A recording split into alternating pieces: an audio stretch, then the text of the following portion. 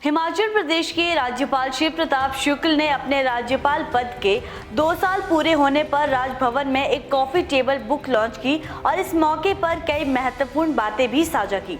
राज्यपाल ने बताया कि 2 साल में उन्होंने संवैधानिक मर्यादाओं और पद की गरिमा के साथ काम किया। जब वे राज्यपाल बने तो प्रधानमंत्री नरेंद्र मोदी ने उन्हें नशे के खिलाफ काम करने का निर्देश दिया था, जिसके बाद उन्होंने हिमाचल में नशे के खिलाफ एक बड़ा अभियान शुरू किया।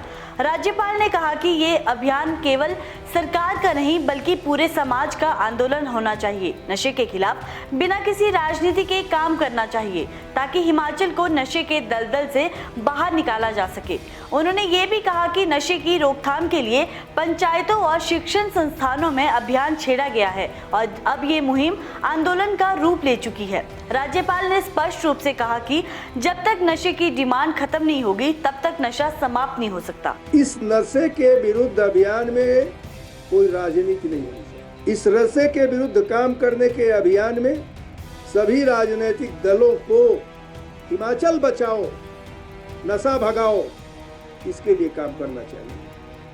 अर्की में 1 महीने तक लोगों ने खेल का आयोजन किया, 1 महीने तक, और उनका मोटो यही था, खेल खिलाओ, नशा भगाओ।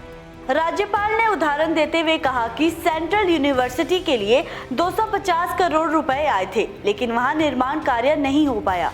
राज्यपाल ने कहा कि पहाड़ी राज्यों के लिए 80% बजट केंद्र से आता है, लेकिन 20% राज्यों को अपने संस्थान जुटाने होते हैं। इसलिए राज्य सरकार को केंद्र के साथ मिलकर अपनी बातें रखनी चाहिए और केंद्र से तालमेल बनाकर प्रदेश के विकास की दिशा तय करनी चाहिए।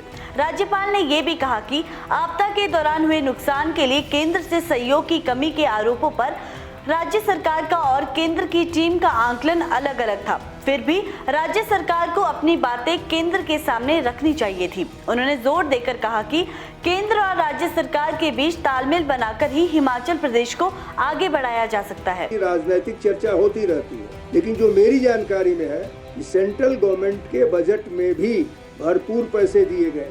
राज्य सरकार को अपने अंशदान पर हमेशा ध्यान देना चाहिए। केंद्रीय विश्वविद्यालय के लिए 250 करोड़ रुपए से ऊपर आया है, अभी वो नहीं बन पाया है, उसका भी कोई कारण होगा, इस पर विचार करना चाहिए। जहाँ जहाँ जिलों में मैं जाता हूँ, केंद्रीय योजनाओं के साथ राज्य योजनाओं की समीक्षा करता हूँ, तो मुझे लगता है ये जितने पहाड़ी राज्य हैं, यह 80% केंद्र सरकार के अनुदान के आधार पर है, 20% उनको अपना संसाधन जुटाना पड़ता है। तो यह नहीं कहा जा सकता है कि केंद्र सरकार ने कहीं भी कोताही किया है। केंद्र सरकार ने अपनी बात को पूरी तौर पर दिया है, पैसे भी दिए हैं। आपस में तालमेल करना चाहिए। मंत्रियों को अगर आवश्यकता होती है तो जाकर केंद्रीय मंत्रियों से वार्ता करनी चाहिए, विभागीय संदर्भ में वो बात करें, बात करके वहाँ से पैसे लगाएं। हाँ, मेरी आवश्यकता कहीं होती है तो मैं भी उनसे आग्रह करूंगा, लेकिन इनको जाना चाहिए। बाकी हिमाचल की खबरों के लिए जुड़े रहिए इनॉक्स न्यूज हिमाचल के साथ। चैनल को सब्सक्राइब करना ना भूले। मैं हूं आपके साथ अनुभूति। नमस्कार।